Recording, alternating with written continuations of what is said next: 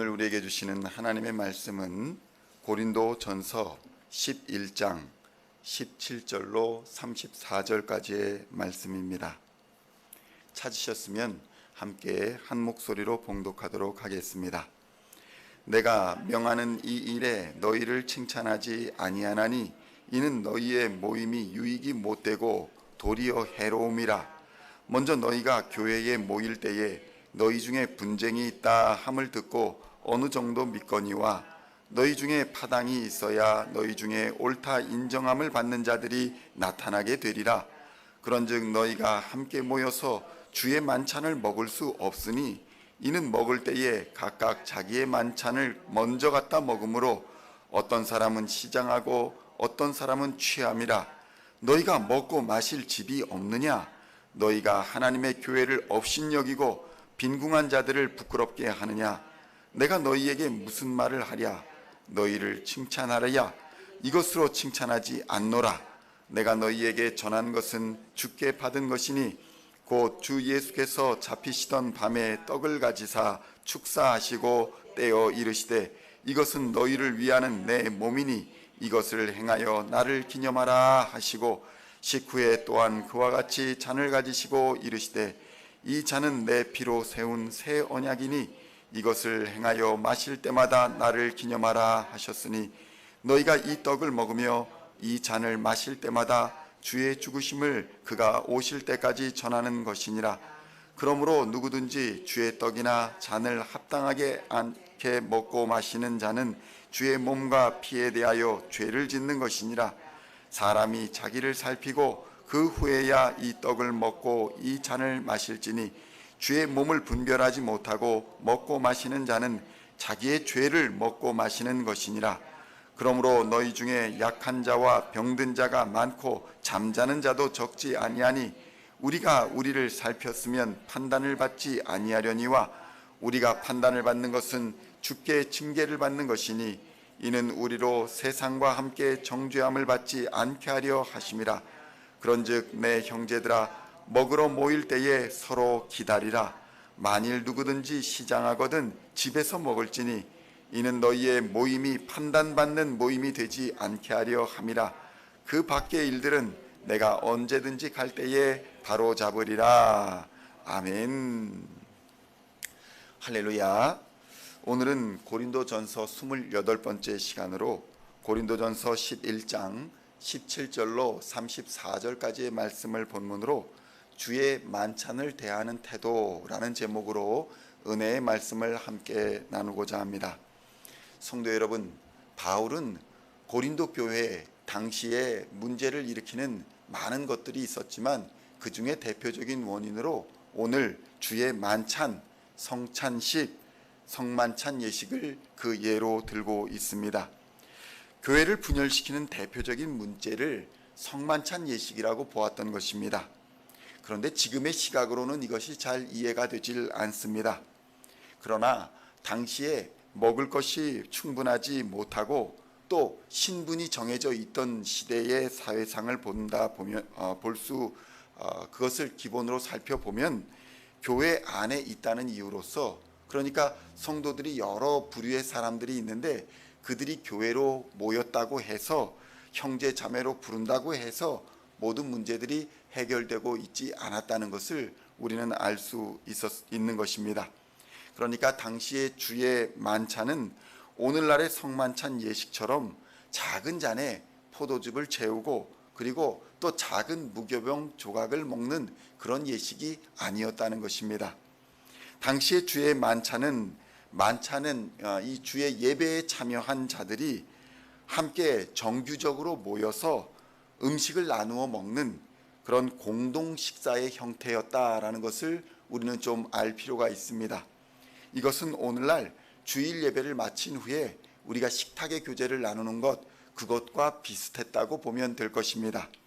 시간이 흘러서 이러한 주의 만찬이라 불리는 만찬은 성만찬이라고 불리는 예식으로 하나가 분리되어졌고, 또 오늘날 교회에 점심을 제공하여서 함께 음식을 나누는 형태를 또 애찬식이다 라고 해서 두 가지 형태로 분리시켜서 발전시켜 왔습니다.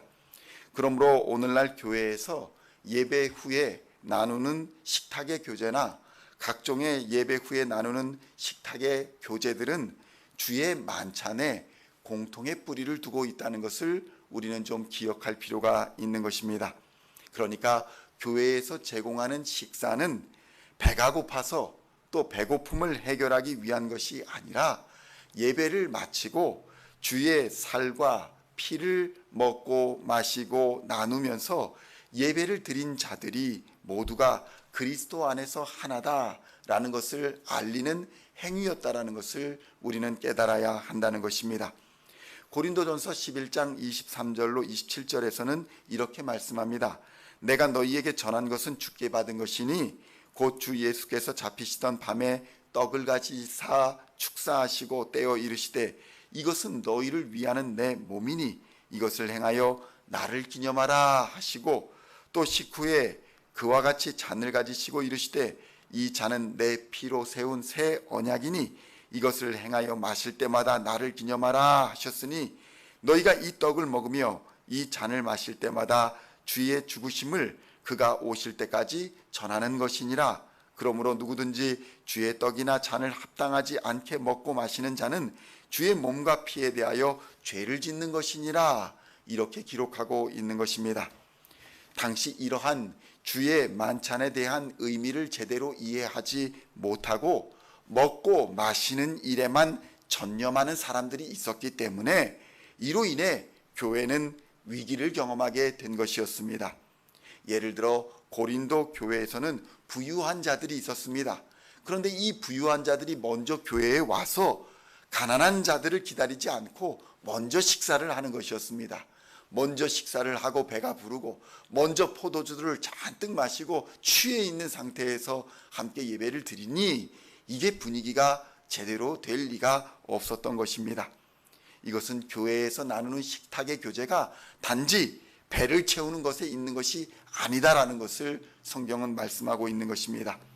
그러니까 바울은 교회에서 식사를 나누는 행위, 교회에서 음식을 나누는 행위는 주의 살과 주의 피를 나누는 행위로서 이런 것을 합당하지 않게 먹고 마시는 자는 죄를 짓는 것이다. 이렇게 분명하게 말씀하고 있는 것입니다. 그러니까 주의 이름으로 모인 성도들이 함께 교제하는 그 자리는 주의 살과 주의 피를 나누는 거룩한 주의 만찬의 자리다. 이 인식이 우리 그리스도인들에게는 항상 있어야 한다는 것입니다. 고린도전서 11장 21절에는 그래서 이렇게 말씀합니다. 먹을 때에 각각 자기의 만찬을 먼저 가져다가 먹으므로 어떤 사람은 시장하고 어떤 사람은 취함이라. 성도 여러분, 주의 몸된 교회에서는 모든 행사는 주의 몸과 관련되어 있다는 것을 기억할 필요가 있는 것입니다. 그래서 주의 교회에서 일어나는 모든 행사는 거룩하게 구별되어야 하는 것입니다. 그러나 고린도 교회에서 일부 부유한 성도들이 보여주는 배불리 나만 먹고 마시며 주변의 형제들을 고려하지 않는 이기적인 행위는 분열과 분쟁의 원인이 되어서 그리스도인으로서 모범이 되기는커녕 교회에 덕을 끼치지 못하고 오히려 분열을 조장하고 있었다는 사실을 우리는 깨달아야 하는 것입니다. 고린도전서 11장 33절로 34절에서는 이렇게 말씀합니다. 그런즉 내 형제들아 먹으러 모일 때에 서로 기다리라. 만일 누구든지 시장하거든 집에서 먹을지니 이는 너희의 모임이 판단받는 모임이 되지 않게 하려 함이라.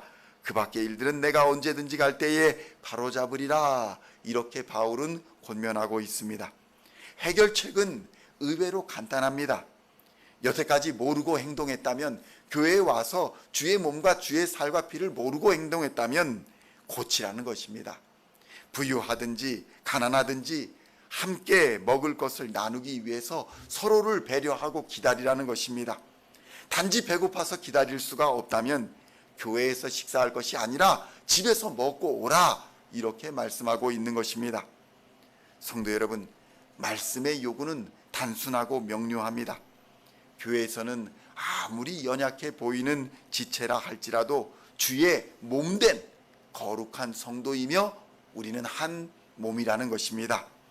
그래서 교회 내의 차별은 없어져야 하는 것이고, 우리는 교회 안에서 먹고 마실 때마다 주의 죽으심을 생각하며 그의 다시 오심을 전해야 한다. 이것을 마음 깊이 새기며 식탁의 교제를 나누어야 할 것입니다. 오늘도 그리스도 안에서 거룩한 연합을 이루어 가는 저와 여러분 다 되시기를 우리 주 예수님의 이름으로 간절히 축원드립니다.